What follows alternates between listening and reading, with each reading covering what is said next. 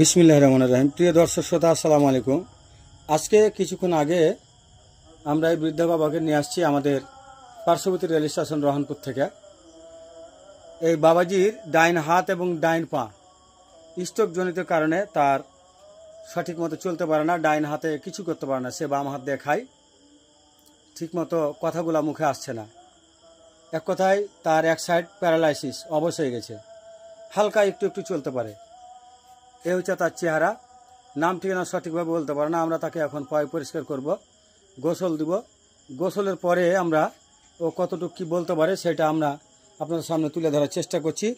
আমাদের সাথে থাকুন।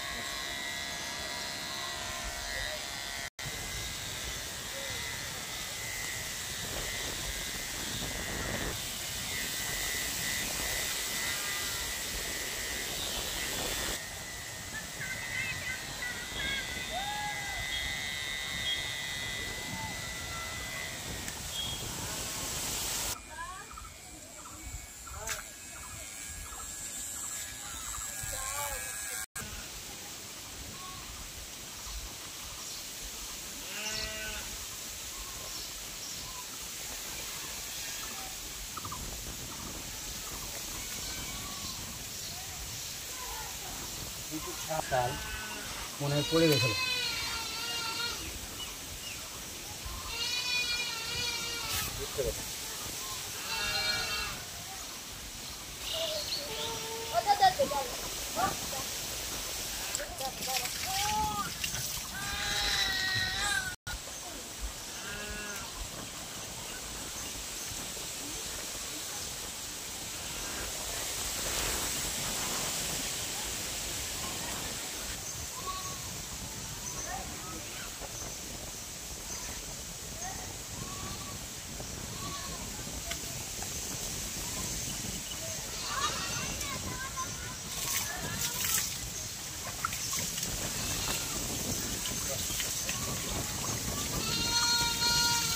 বন্ধ করে ফেলেন।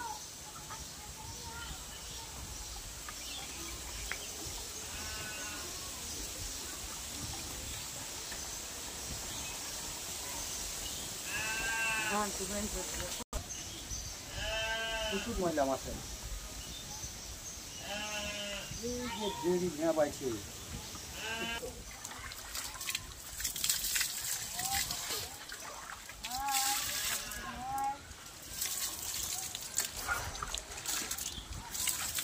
ঘুরেন, এটাই ঘুরেন, ঘুরেন ঘুরেন, খারাপ থাকেন এভাবে। হ্যাঁ, খারাপ থাকেন।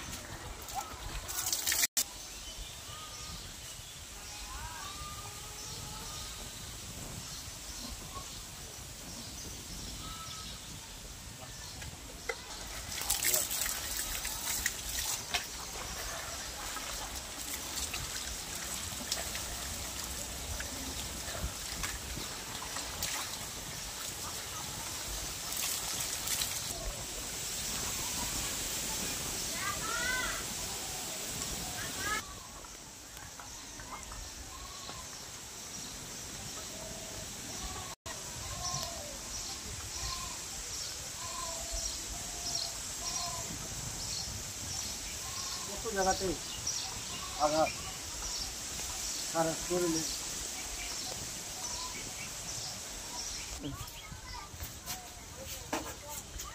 প্রিয় দর্শক শ্রোতা, আসসালামু আলাইকুম। আমরা গত রাত্রে এই ভাইকে আমাদের পার্শ্ববর্তী রেল স্টেশন রহনপুর থেকে নিয়ে আসছিলাম। নিয়ে আসার পরে একটি লাইভ ভিডিও প্রচার করেছিলাম এবং বিভিন্ন গ্রুপে তার ছবি পোস্ট করা হয়েছে। আমরা এই পর্যন্ত যত জানতে পেরেছি, নাম কি আপনার? মুরাদ হোসেন নাম। বাবার নাম হচ্ছে মৃত আবু তালেব, না? আবু তালেব। আপনি কি সেলাইয়ের কাজ করতেন? কোথায়? ও যতটুকু বলতে পেরেছে, ও কিন্তু প্যারালাইসিস, এ হাত অচল, এ হাত অবশ, এ পা অবশ। আর ও সম্ভবত মানে গাড়ি থেকে পড়ে গেছিল, পড়ে যাওয়ার কারণে ওর হাতে এবং এই পায়ের এই গিটে এই জায়গায়, তারপরে এই যে নিচে অনেকগুলা ক্ষত হয়ে গেছে, যেগুলো আমি এখন ওয়াশ করে দেব, গোসল করালাম। ও বাড়ির কথা বলছিল রামপুর কেন্দুয়া নেত্রকোনা, তাই না? নেত্রকোনা। আপনার ওখানে একটা মাজার আছে, কি নাম? ওয়াহাব বাবা মদন মাজার যেখানে আছে, ওখানে নাম মদন, না? মদনে একটা মাজার আছে ওর বাড়ি আশেপাশে। আর ওর বাড়ি হচ্ছে রামপুর কেন্দুয়া থানা, জেলা নেত্রকোনা। আমরা এতটুকু তথ্য পেয়েছি এবং কেন্দুয়া বিভিন্ন গ্রুপে আমরা চেষ্টা করছি তার পরিবার খোঁজার জন্য।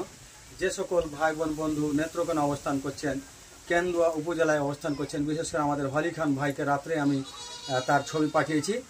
তো হলি খান ভাইয়ের পোস্ট থেকে এর আগেও আমরা অনেক পরিবারের সন্ধান পেয়েছি এবং পরিবারে পাঠাইছি। আশা করছি এ ভাইয়ের পরিবারের খোঁজ আমরা পাবো। নেত্রকোনা কেন্দুয়া এলাকায় যারা আছেন, রামপুর ওই মদন এলাকায় যারা আছেন, তাদেরকে বলবো আপনারা একটু দেখুন।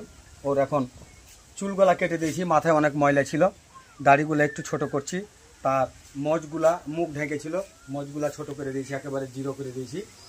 এখন তার পরিবার খোঁজার পালা। ভিডিওটি যে যেখান থেকে দেখছেন সকলের প্রতি অনুরোধ, ভিডিওটি আপনারা শেয়ার করবেন, যাতে করে আমরা এই স্ট্রোকের রুগী, এটা সে প্যারালাইসিস, এক সাইড, ডাইন হাত ডাইন পা, তাকে যেন আমরা পরিবারে পাঠাতে পারি, সেই চেষ্টা যেন আমরা সবাই মিলে করি। পরবর্তীতে আর কোনো আপডেট পাইলে, তার পরিবারের সন্ধান পাই, তখন আমরা পোস্টের মাধ্যমে জানিয়ে দেবো ইনশাআল্লাহ। সবাই ভিডিওটি বেশি বেশি শেয়ার করবেন। এরকম একজন স্ট্রোকের রোগী, প্যারালাইসিসের রোগীকে যেন আমরা তার আপনজনের কাছে পৌঁছে দিতে পারি, সকলে মিলে সেই চেষ্টা করবেন। আসসালামু আলাইকুম।